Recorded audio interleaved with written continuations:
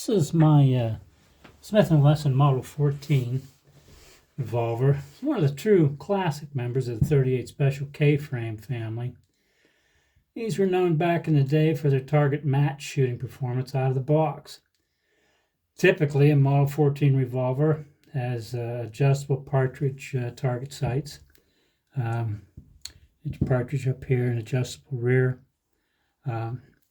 It has usually a 6-inch barrel.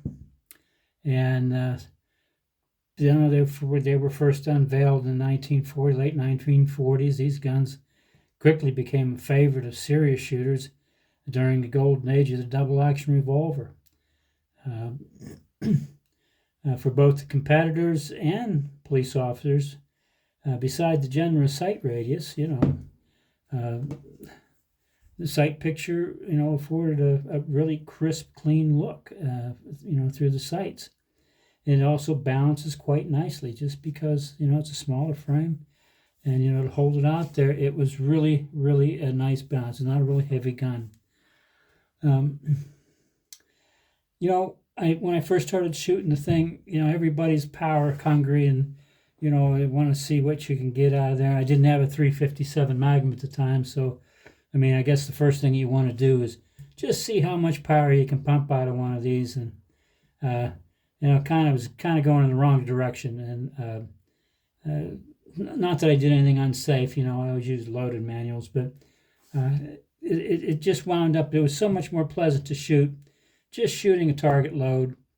I had already had a Model 57 and 41 Remington mag.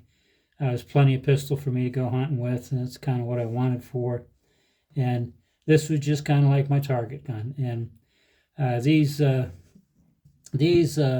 Remington Target Master Clean, this is kind of these are vintage, but this is kind of what the average target shooter would use back in the day. The 38 Special 148 grain wad cutter. For you guys don't know really what a wad cutter is, I'll show you kind of what it is. It's just they're almost flat right to the case. You can't even hardly see the bullet. Some guys see them right flush with the case. These have just a little bit of a nub there so you can see it. I have my green machine. I have an RCBS green machine. It's in a kind of an archaic old reloader.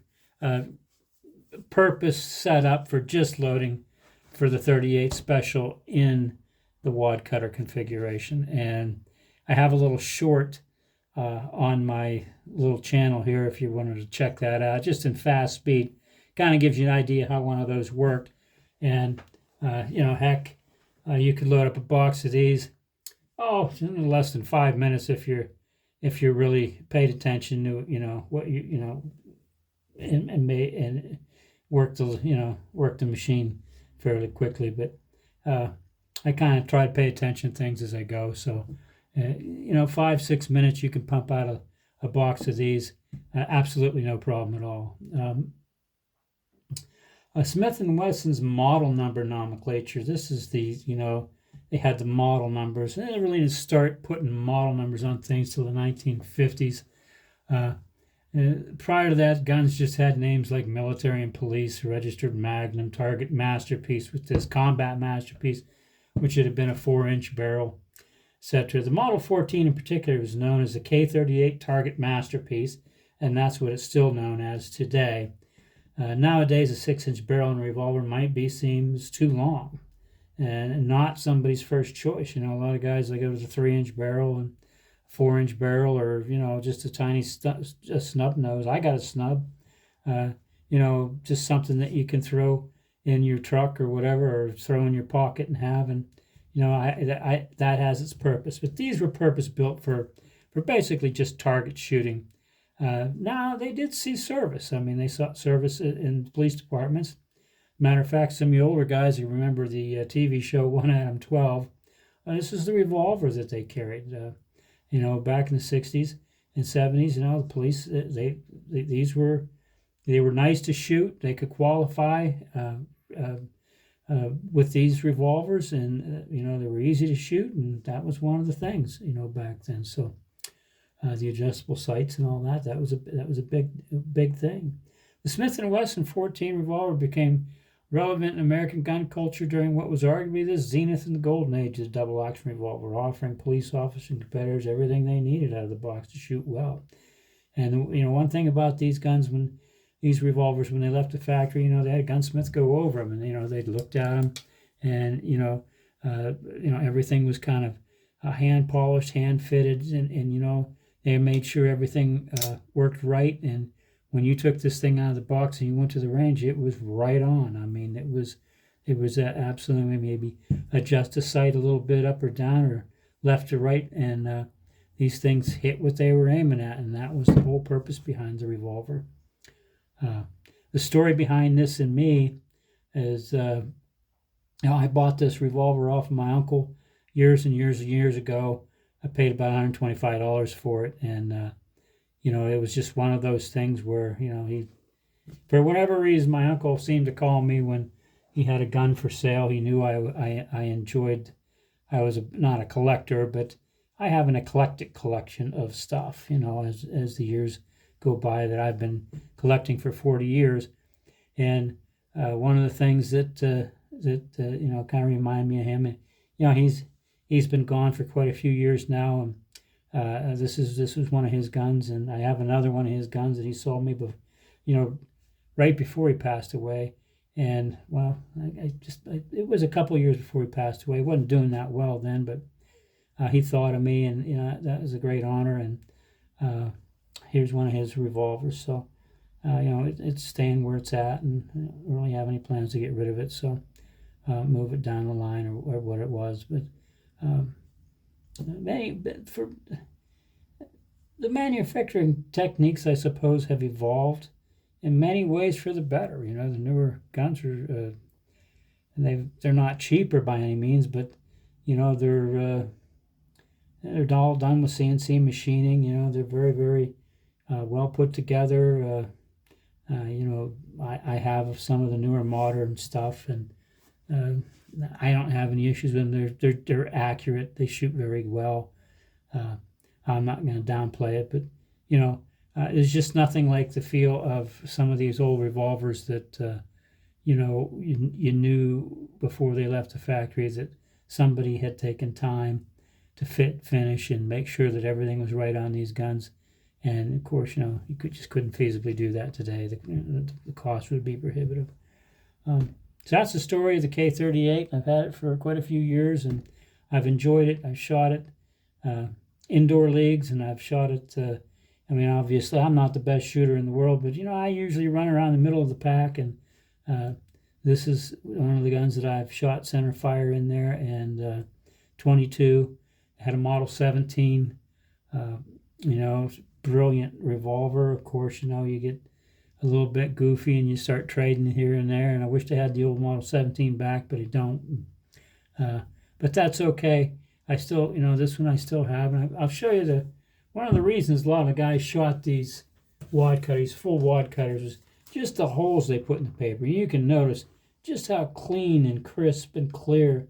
Even when they're all bunched together, you can see the different, the outlines of the different holes. Because he's literally took the chunk of paper right out of there. And, it's not like a pointed bullet where it kind of rips through the paper and you can kind of push on the back of it and kind of make it out again. These just take that piece of paper and gone. And that was a little easier to score that way. So that's kind of one of the reasons. The other reason, 50 feet or 20 yards, whatever it was, these things, they shot really well. So before I go, this is an older classic firearm, but as I did in the previous video, I'll show you that you can't beat a good holster if you're going to carry these guns, even just taking them out of the house to go target practice. When I'm bouncing around in a bag and, wearing or chipping or knocking scratches in them. Now get yourself one of these cool, this is a Bianchi holster. It's a little different than the other one I showed you. But the fit in these things are just perfect. They go in and, they button down. There's no rolling around in there. The gun's nice and secure. They're lined, and it's not going to rub the blue off. That's one of the ways you can keep these old revolvers and still use them and not really abuse them. So that's it. That's the K-38 Model 14. If you have any questions or comments, please leave a comment down below or a like. Appreciate that. I don't edit these videos. I just ramble through the whole thing. So there's going to be no spectacular texts or special effects or fade ins or fade outs, and I really don't know how to do any of this stuff. I'm filming everything on my cell phone, so it's just one of those things that YouTube has given me so much over the years. You can't say enough about the format of YouTube and how much you can learn. And guys just out there giving you advice and making content and just literally saving you, I don't know, thousands and thousands of dollars just because it was a nice thing for them to do. I remember I had a Corvette and I just couldn't figure out how to get the intake off. It's an old L98 engine, and I got on there, and there was one guy that had a tutorial on there, and I finally figured out where one of the bolts were hidden. And without that, I would have probably ended up having to take it into a mechanic. But anyway, it saved me hundreds of dollars on that. So you can't appreciate that kind of stuff enough. I mean, this is a tutorial. I'm not teaching anybody anything, but it's a format that I've never done before. I'm just trying to get used to it, see how it works out, and then maybe as I go along, maybe there's something that I can get into that hopefully maybe inform somebody or show them something they didn't know, or maybe help them out in a way that would save them a little bit of money. So that's kind of my purpose here. I'm not in it for advertising. I'm not interested in any money out of it. I'm just here to just kind of be part of the community. So thanks for watching my video. Get this thing off.